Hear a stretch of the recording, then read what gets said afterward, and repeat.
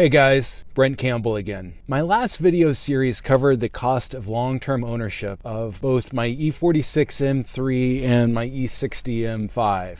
Since compiling all of that info and telling you about it, I've added another year of living with both cars, and I'm glad to say they've both been trouble-free with only basic maintenance required. Reviewing photos and footage from this past year, I put about 8,000 miles on the M5, using it mostly as my family's road trip car. We drove north to the Boston area for a long weekend, and then for our annual summer road trip, the M5 took us as far south as New Orleans, west to Texas, and back north to New York. On the trip, we covered about 4,700 miles, visiting 18 states and 10 cities. Then we went to Georgia for Christmas and came back. Frankly, flying just isn't worth the hassle these days. Why fly when the M5 is fast, fun, and can blast music all day long as we see the country pass us by? In a way, though, I'm horrified. I added a tenth of the mileage to my clean, one of 1,300 ever E60 V10 M5s with a manual gearbox,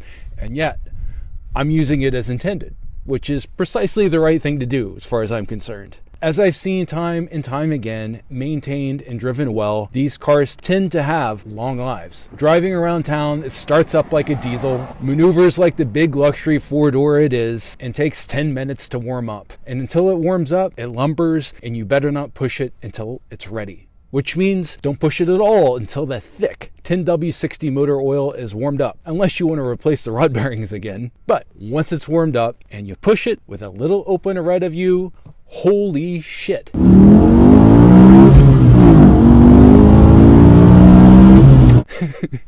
On the highway is where it truly shines. Out on the open road, it has limitless pulls. I've watched, as you maybe have too, clips on YouTube showing the gauge clusters of stock E60 M5s as they accelerate from a standstill to 205 miles an hour in about 55 seconds. It's shocking how quickly it accelerates without ever seeming to lose steam. You can't use that kind of power around town. It's gotta be on the open road. And it is a thrill to have it out on the open road. Over the 7.5 years I've had the car, it's made long road trips with my family melt away. Along with the comfy seats and booming sound system, the V10 effortlessly pushes and pulls better than anything else at speed. It can do things 99% of the other cars on the highway simply can't do. To give an example, at 60 or 70 miles an hour, even if they floor it, normal cars can't accelerate much at highway speeds, so they have to make incremental moves. With the M5, at 60 miles an hour, it's not even at a third of its top speed. It makes its power at the top half of the rev band, which stretches past 8,000 RPM. So it'll accelerate furiously from 60 to 200 miles an hour. With that kind of power on tap, where other cars get trapped behind left lane hogs, modestly powered cars on mountain roads, or any other in-the-way driver on the American interstate, in the M5, they quickly become a distant speck in your rear view mirror with 500 eager horsepower on tap, a downshift, and a determined right foot. Yes, we often stop to fill the tank. I get the warning light past 3/4 of a tank have been burned, which is about 12 gallons. In town, it gets about 9 to 10 miles to the gallon. On the highway, it gets about 16 if you're on it, which is only about 200 miles. You can get 20 miles to the gallon if you're driving economically, which isn't much better, so you might as well just enjoy the damn thing. All of this works out perfectly fine anyway, because my girls need to pee twice as often as the beast needs 93 octane gas or motor oil. Now, having said that, with these great road trips over 2021, I got lots of time in the M5. Time with my brother's new M2 CS and Polaris Slingshot, not to mention cousin Bruce's C7 Corvette with a 7-speed manual gearbox. We visited New Orleans, Austin, Dallas, Tulsa, Pittsburgh along the 4,700-mile journey. I made a video about the trip and the people and places we visited a few months ago and published it on my personal channel, which I expect you to be less interested in than just the cars. So I'll carry over those parts, along with some of the road footage and an incident toward the end here. We hit the road Saturday, July 24th. for our longest day on the road, 13 hours plus stops. And then the next day, we drove a couple hours to Asheville, North Carolina. And I promptly found myself driving us the remaining 3 hours down to Athens, Georgia to see my mama. My brother David moved to Athens many moons ago to go to grad school at UGA. The perfect time to take out one of his new toys, a Polaris Slingshot. It's basically a 3-wheeled motorcycle. He let me drive it back and it was wild. You see the road in a whole different light behind the wheel of that thing. Saturday, we worked on our cars all day. As many of you know, my E46 M3 was originally David's when he upgraded to the E60 M5. 3 years later, I also bought the M5, and he got the first secure orange M4. And then he traded the M4 in for the last M2 available in the US with a manual transmission. When the M2 competition came out in 2019, he got himself one. I went with him to pick it up after flogging one just like it on the track at the BMW Performance Driving School in Greer, South Carolina.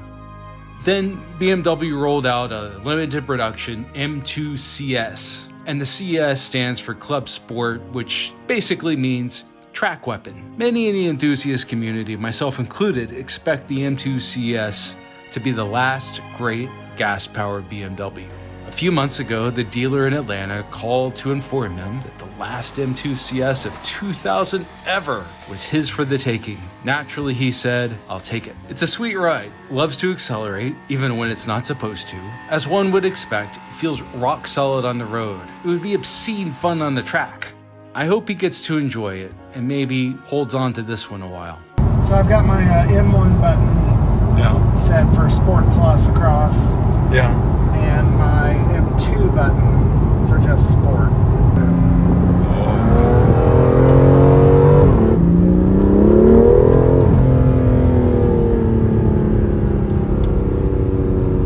Man, that's a shame. I was going to enjoy the hell out of that.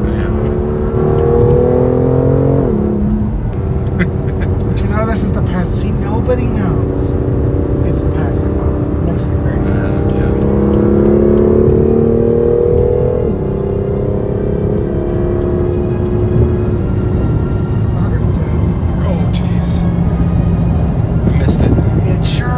Like that. I had no idea. Yeah, 110. It's fast. It's fast and it's good. Yeah. Real good. David's neighbor, Scott, came over. We got to talking. He and David had been recently to the BMW M school, and Scott has proven to be a very talented driver. One thing led to another, and then he was driving the M5. Wow.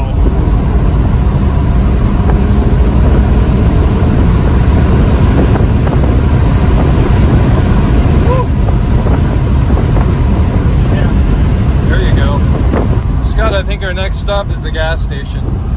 He graciously helped me fix some of the carbon fiber trim in the cabin and helped me replace the worn shifter with a new one too.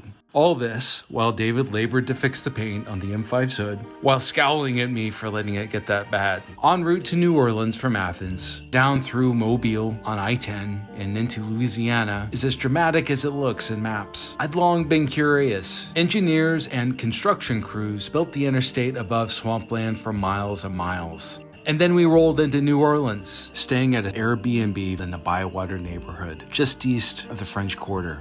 There's not an inch of that city that isn't interesting in some way. Then we toured the city by car. It was time to get to Texas. We got breakfast and drove west on I-10. We watched as the geography changed yet again. The sky, the trucks, and everything else got bigger as we reached Texas, driving through the heavily industrialized Beaumont, through Houston, and on up to Austin. We reached downtown just in time to miss the bats fly out from under Congress Bridge, and we didn't mind. Before leaving town, and a torrential downpour, we had to make one last stop.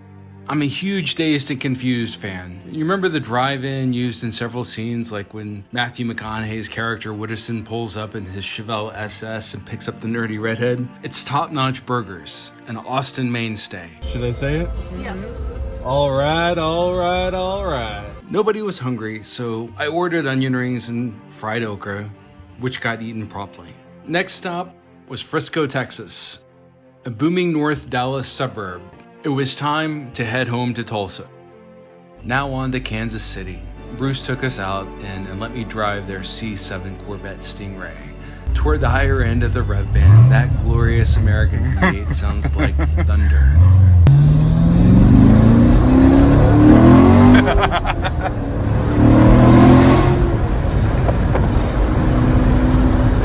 I don't know, I may need to drive it. I think you should.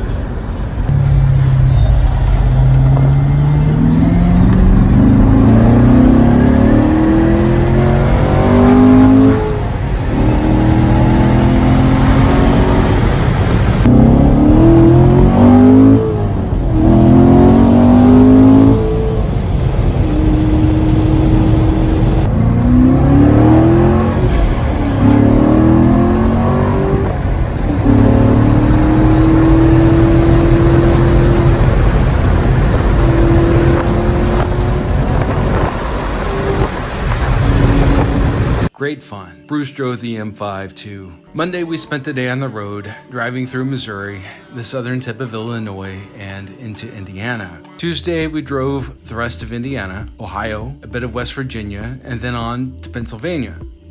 August is hurricane season and Henri was affecting weather all over. That next day, August 18th, turned out to rain pretty much the whole day. Then we headed east for what I assumed was our last stop before returning to the grind. It continued to rain cats and dogs. 100 miles out, just shy of the Pennsylvania-New Jersey border, the M5's dashboard alerted us that it had very low tire pressure on the rear passenger side tire. The car was driving fine, and there was nowhere to pull over, so Valerie found a gas station 5 miles down the road. I drove cautiously to the stop, got out to look, and sure enough, we had a flat. In my 44 years, this was my first flat tire. Crazy tired, but keeping my cool so as not to worry the kids. I called Haggerty, my insurance company, got the M5 towed, and called a cab for the 2-hour ride back to New York. We finally made it back around 2 a.m. The car was fixed the next day. My mechanics patched the tire from the inside, and it looks good as new now. Then I cleaned it inside and out. I spoke with my mechanic the next day to make sure I was clear on what had happened. He assured me that there was no way to fix it on the spot. With a 285 width tire, carrying a spare just isn't practical. Donuts don't come in that size either. Since this is the first time I've ever had a flat, I figure I shouldn't worry about this too much in the future. I wish we hadn't had to drive through that all-day rainstorm through Pennsylvania. No doubt, all that rain and the construction zones we drove through washed a nail or two onto the road, which is more than likely what got us. It was a hell of a trip. Now, this past month, we drove it down to Georgia for Christmas and back again, adding another 2,000 miles on the clock. This time, though, there was no sightseeing. Our objective was to get there as fast as we could and to return as fast as we could. The M5, of course, was a champ, effortlessly passing countless cars along the way. While in Georgia, I spent an afternoon with my brother and his M2 CS. We went for a drive, and I held on for dear life in the back while holding my gimbal and camera so I could show you how the car handles a country road. And then we sat down and talked about my brother's experience now that he's on his third M2 and sixth M car. I'm editing that now, and I'll publish the conversation we had soon. Given its length, I'll probably publish it in parts to make it easier for you to digest. I think you'll enjoy it. Until then, please do stay tuned.